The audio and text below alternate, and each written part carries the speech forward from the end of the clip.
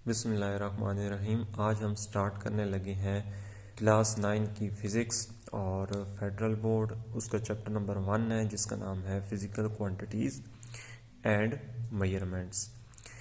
तो federal board और Sargodha board का वैसे जो कोर्स है तो वो है तो सेम, लेकिन कहीं पे कुछ चीज़ें ज़्यादा एक्सप्लेन की गई हैं, कुछ चीज़ें कम एक्सप्लेन की गई हैं, लेकिन मैं कोशिश करूँगा कि ज़्यादा से ज़्यादा मैं आपको बता सकूं। तो फिज़िकल क्वांटिटीज़ कौन सी क्वांटिटीज़ होती हैं? ऐसी क्वांटिटी जिसको हम मैयर कर सकें उसको हम कहते हैं फिज़िकल क्वांटिटी। अब ये हम मैयर किस तरह से करते हैं? हम मैयर करते हैं with the help of instruments. और इंस्ट्रूमेंट्स कौन से? मैयरिंग इंस्ट्रूमेंट, ऐसे इंस्ट्रूमेंट्स जिससे हम मैयर कर सकते हैं किनको? फिजिकल क्वांटिटीज़ को। फिजिकल क्वांटिटी वो क्वांटिटी है जिसका कोई मैस होगा, कोई उसका वॉल्यूम होगा, कोई उसकी लेंथ होगी, कोई उसकी विड्थ होगी, कोई उसकी हाइट होगी। तो हम उनको मैयर करने के लिए एक इंस्ट्रूमेंट यूज़ करते हैं, और इस चैप्टर में हम पढ़ेंगे उन्हीं इंस्ट्रूमेंट्स के बारे में और उन्हीं क्वांटिटीज़ के बारे में जिनको हम मैयर कर सकते हैं। तो इसका जो पहला टॉपिक है वो है इंट्रोडक्शन टू फिज़िक्स, जो कि हम आज डिस्कस करेंगे। हमारे माइंड में आता है कि जो सन है वो निकलता है और फिर गरूब हो जाता है। इसी तरह कोई भी ऑब्जेक्ट है, लेट्स सपोज ये पेन है, इसको मैं छोड़ता हूँ तो ये नीचे ड्रॉप होता है। तो इस तरह कोई भी चीज़ हम किसी भी हाइट पे चले जाए ना, तो हम किसी भी ऑब्जेक्ट को छोड़ें अपने हाथ से तो वो नीचे की तरफ मूव करता है, मतलब फोर्स, कोई ना कोई चीज़ उसे अपनी तरफ अट्रैक्ट करती है। तो जब कोई ना कोई चीज़ उसे अपनी तरफ अट्रैक्ट कर रही होती है, इसका मतलब है कि उसके ऊपर कोई ना कोई फोर्स लग रही है। ठीक है, तो ये सारी चीज़ें हम ऑब्जर्व करते हैं। तो ये सारी चीज़ें जब हम ऑब्जर्व कर रहे होते हैं, ठीक है, तो फिर हम खुद से वो वाले एक्सपेरिमेंट करते हैं। मतलब कि जैसे ये जो पेन है इसको मैंने हाथ से ड्रॉप किया, तो मैं इस तरह से खुद ये एक्सपेरिमेंट कर रहा हूँ। तो ऑब्जर्वेशन ये होती है, एक जो इंसान होता है वो देख रहा होता है, उसको फील कर रहा होता है। इंसान की 5 सेंसेस होती हैं, ठीक है, साइट, टच, उसके बाद स्मेल और टेस्ट और हियरिंग। इन सारे अमल में से कोई भी अमल जब उसके सामने होता है तो वो उसे फील करता है, उसको ऑब्जर्व करता है, और जब वो खुद करता है ये वाला काम तो इसका मतलब है वो एक्सपेरिमेंट कर रहा है, और इन एक्सपेरिमेंट के बाद वो एक ख़ास रिजल्ट तक पहुंचता है। ठीक है, तो ऑब्जर्वेशन और एक्सपेरिमेंट जब ये दोनों आपस में मिलते हैं तो ये क्या बनाते हैं? साइंस। ठीक है, साइंस जो वर्ड है ना, ये लैटिन वर्ड है, और लैटिन में इसे हम क्या कहते हैं? साइंटिया कहते हैं, कोई ना कोई इसे साइंशिया भी कहते हैं। तो इसका मतलब होता है नॉलेज। साइंस का मतलब क्या होता है? नॉलेज। तो बिफोर 18th सेंचुरी, ठीक है, बिफोर 18th सेंचुरी मतलब 18th सेंचुरी से पहले जो नेचुरल फिलॉसफी थी, सिर्फ ये सब्जेक्ट था। उस वक्त ना फिज़िक्स के बारे में कुछ मतलब अलहदा सब्जेक्ट था, ना केमिस्ट्री कोई अलहदा सब्जेक्ट था, ना बायोलॉजी कोई अलहदा सब्जेक्ट था, इसी तरह ना जियोफिज़िक्स कोई अलहदा सब्जेक्ट था, ना एस्ट्रोफिज़िक्स कोई अलहदा सब्जेक्ट था। सिर्फ ये एक सब्जेक्ट था, वो कौन सा था? Natural philosophy. ठीक है, फिर जब 18th सेंचुरी के बाद का जो अरसा आया ना, तो उसमें यह हुआ कि ये जो नेचुरल फिलॉसफी है इसको दो पार्ट्स में डिवाइड कर दिया गया, एक फिज़िकल साइंस और एक नेचुरल साइंसेस में। अब फिज़िकल साइंसेस वो उस इसमें हम वो चीज़ें पढ़ते हैं जो कि उन ऑब्जेक्ट्स के बारे में पढ़ते हैं जो कि सांस नहीं ले सकते, और जो नेचुरल साइंसेस होते हैं इसमें हम उन ऑब्जेक्ट्स के बारे में पढ़ते हैं जो कि सांस ले सकते हैं, जैसे कि ह्यूमन है और ट्रीज़ हैं, इस तरह जितने भी जानदार हैं।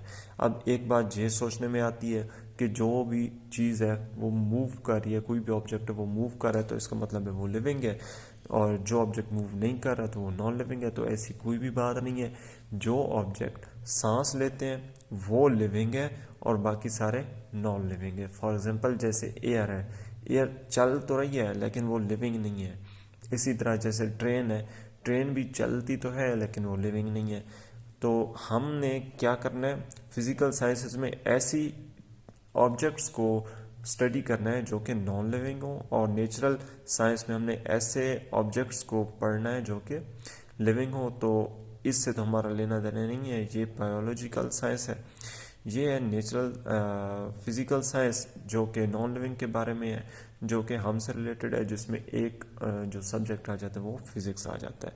नॉन लिविंग नेचुरल ऑब्जेक्ट्स या फिर सब्जेक्ट्स जिसको फर्दर डिवाइड किया गया फिजिकल साइंसेस के बाद, वो है फिजिक्स, केमिस्ट्री, जियोलॉजी, एस्ट्रोफिजिक्स और उसके बाद है मेट्रोलॉजी। फिजिक्स में हम लॉज ऑफ नेचर को डिस्कस करते हैं, ठीक है, नेचर के लॉज हैं, और उसके बाद हम डिफरेंट जो लॉज हैं जैसे कूलम्स लॉ हो गया, तो इस तरह के जो लॉज हैं जिसमें फोर्स ऑफ अट्रैक्शन, रिपल्जन और ये वाली चीज़ें होंगी, जिसमें इलेक्ट्रिक फील्ड आ जाएगी, मैग्नेटिक फील्ड आ जाएगी, तो ऐसी चीज़ें हम फिज़िक्स में स्टडी करेंगे।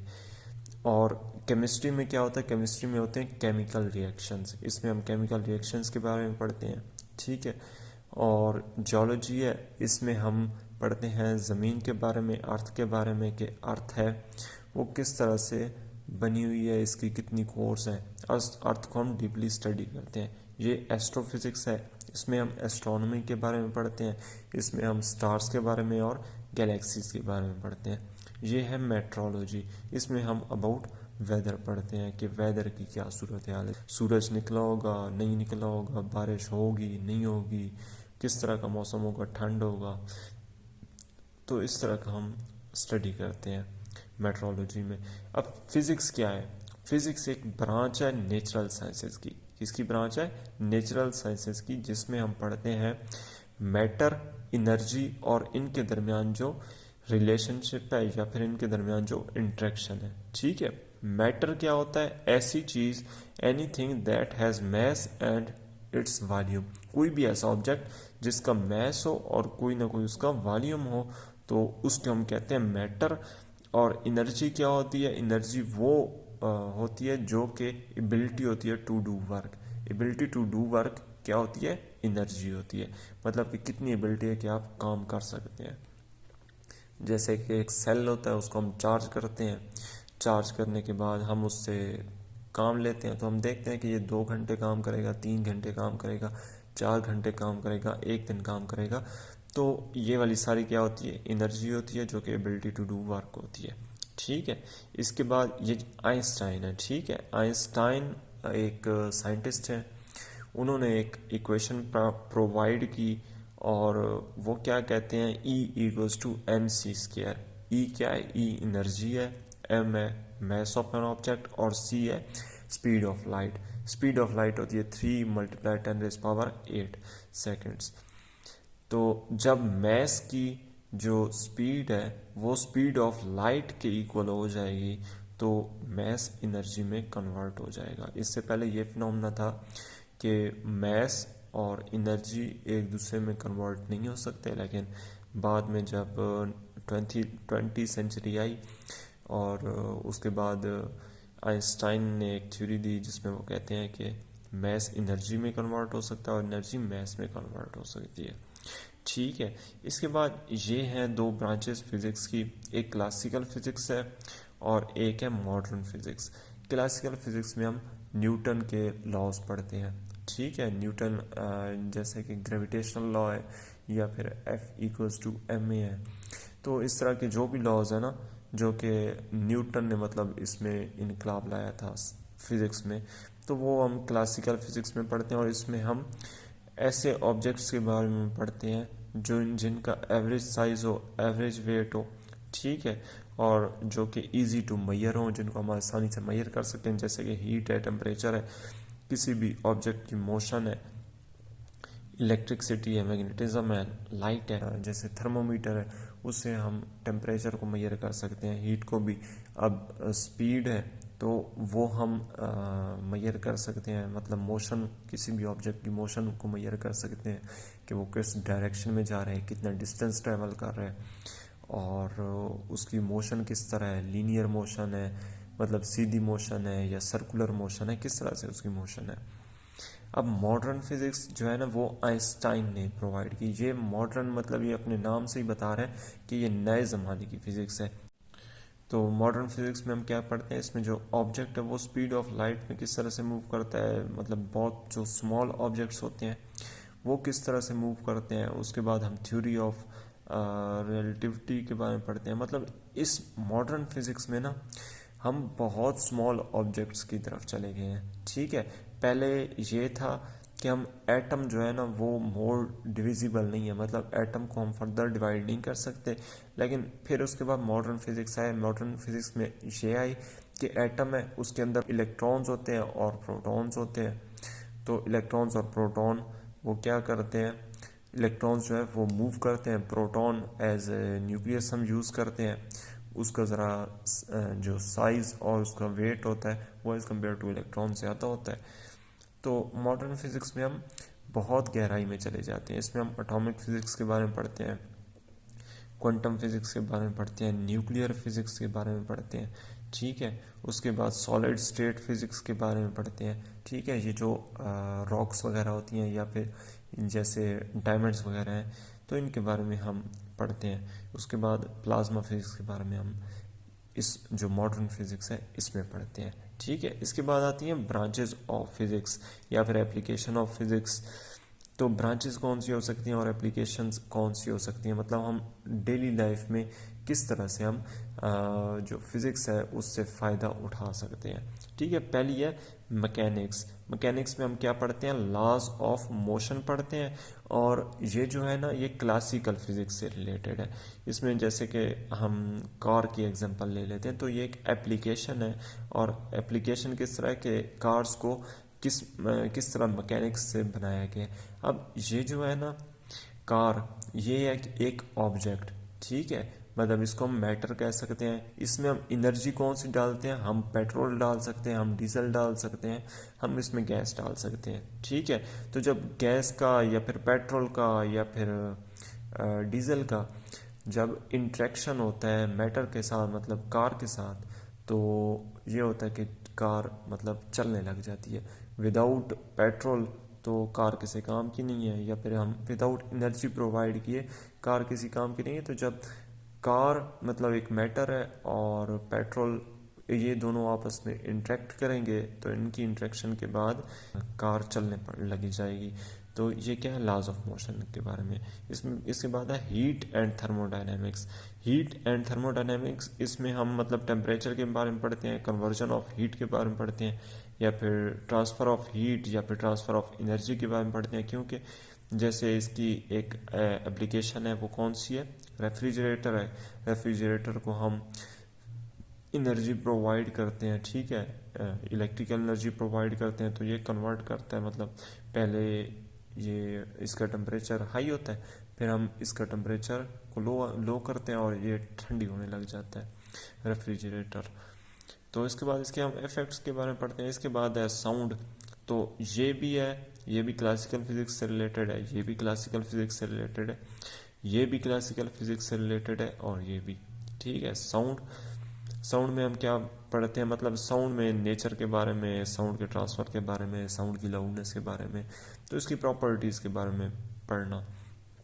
तो ये ब्रांचेज ऑफ फिजिक्स है। इसके बाद लाइट है। लाइट की मतलब बिहेवियर के बारे में, उसका ड्यूल नेचर है, रिफ्लेक्शन, रिफ्रैक्शन, इन सारी चीज़ों के बारे में। लाइट का ड्यूल नेचर कौन सा होता है कि जो लाइट है वो in the form of particle भी मूव कर सकती है और in the form of wave भी मूव कर सकती है। तो ये लाइट का मतलब नेचर है। इसके बाद इलेक्ट्रिसिटी एंड मैग्नेटिज्म है। ये भी क्या है, ब्रांच है फिजिक्स की। और उसके बाद इसको भी हम क्लासिकल फिजिक्स के थ्रू पढ़ते हैं। ये भी क्लासिकल फिजिक्स की एक ब्रांच है। और इसमें हम क्या मतलब चार्जिंग के बारे में, डिस्चार्जिंग के बारे में, उसके बाद स्टोरेज डिवाइसेस के बारे में, क्योंकि इलेक्ट्रिसिटी का तो काम यही होता है, चार्ज करना, डिस्चार्ज करना। उसके बाद मैग्नेटिज्म के बारे में, किसी चीज़ को, ऑब्जेक्ट को अपनी तरफ अट्रैक्ट करना। तो ये सारी चीज़ें क्या होती हैं, ये क्लासिकल फिजिक्स की ये क्या है, ब्रांच है। उसके बाद एटॉमिक फिजिक्स है। ये अब हम एटॉमिक लेवल पे आ गए हैं। ठीक है, इसमें हम एटम के बारे में पढ़ते हैं। मतलब एटम जो है वो स्मॉल है, बहुत स्मॉल पार्टिकल है। पहले इसको फर्दर डिवाइड नहीं कर सकते थे, लेकिन जैसे ही मॉडर्न फिजिक्स आई उसने इसे फर्दर डिवाइड किया और हम बहुत छोटे लेवल पे चले गए। तो ये हम किस में पढ़ते हैं, एटॉमिक फिजिक्स में पढ़ते हैं। इसमें क्या आ जाती है, इसमें इलेक्ट्रॉन्स आ जाते हैं, प्रोटॉन्स आ जाते हैं, न्यूट्रॉन्स आ जाते हैं। फिर इससे भी जो स्मॉल पार्टिकल्स हैं उसको हम क्वार्क्स कहते हैं, तो उसके बारे में हम एटॉमिक फिजिक्स में पढ़ते हैं। फिर न्यूक्लियर फिजिक्स आती है। न्यूक्लियर फिजिक्स में हम यही पढ़ते तो मतलब इलेक्ट्रॉन्स और प्रोटॉन्स के बारे में है, लेकिन इनके दरमियान में जो एनर्जी होती है ये किस तरह के से एक दूसरे को अट्रैक्ट करते हैं, या फिर जो इलेक्ट्रॉन्स हैं ये एक दूसरे को किस तरह से रिपेल करते हैं, अट्रैक्ट करते हैं या रिपेल करते हैं, कितनी फोर्स के साथ अट्रैक्ट रिपेल करते हैं, तो ये सारा हम न्यूक्लियर फिजिक्स में पढ़ते हैं। उसके बाद है प्लाज्मा फिजिक्स। प्लाज्मा फिजिक्स में हम क्या पढ़ते हैं, जैसे मैटर है उसकी 4 स्टेट्स होती हैं, ठीक है। हमने पहले पढ़ा है कि मैटर की 3 स्टेट्स होती हैं, सॉलिड, लिक्विड एंड गैस। फिर हमने जो 4th स्टेट है ना वो कौन सी होती है, प्लाज्मा होती है। और ये प्लाज्मा स्टेट बनती कब है, when matter loses it's electron, मतलब ये जो मैटर होता है ना वो जब अपने इलेक्ट्रॉन्स हैं उनको लूज करता है, या फिर हम इसको इस तरह से भी कह सकते हैं कि आयनिक स्टेट में आता है, ठीक है। तो ये क्या होता है, प्लाज्मा होती है। और इस प्लाज्मा को हम क्या कहते हैं कि ये कोर ऑफ अर्थ है। कोर क्या होती है, जो ज़मीन है उनकी सतह होती है। तो इसके बाद हम पढ़ते हैं ये भी जियोफिजिक्स है, ये भी एक ब्रांच है फिजिक्स की। और जियोफिजिक्स में हम अर्थ के बारे में पढ़ते हैं, अर्थ के मैग्नीट्यूड के बारे में पढ़ते हैं, अर्थ की लेयर्स के बारे में पढ़ते हैं, अर्थ की कोर्स के बारे में पढ़ते हैं। तो ये सारी क्या है, ब्रांचेज हैं फिजिक्स की। इसके बाद हम देखते हैं कि ये जो है इफेक्ट्स, ठीक है, इफेक्ट। और इफेक्ट किसके, ये जो फिजिक्स है इससे हमने तरक्की तो बहुत ज़्यादा कर ली है, ठीक है, इससे हमने तरक्की तो बहुत ज़्यादा कर ली है फिजिक्स से, लेकिन इससे कुछ नुकसान भी हैं। और वो नुकसान कौन से हैं, इन्वायरमेंटल पोल्यूशन इसका पहला नुकसान। जैसे कि आजकल हम देखते हैं कि गाड़ियाँ वगैरह चलती हैं, और गाड़ियाँ चलते चलते चलते उनका मतलब जब इंट्रैक्शन होता है पेट्रोल का और ऑब्जेक्ट का जो गाड़ी है, तो उससे एक एनर्जी जो है वो रिलीज़ होती है। अब ये हमेशा याद रखिएगा कि एनर्जी कभी भी ज़ाया नहीं होती, वो एक फॉर्म से दूसरे फॉर्म में कन्वर्ट हो जाती है।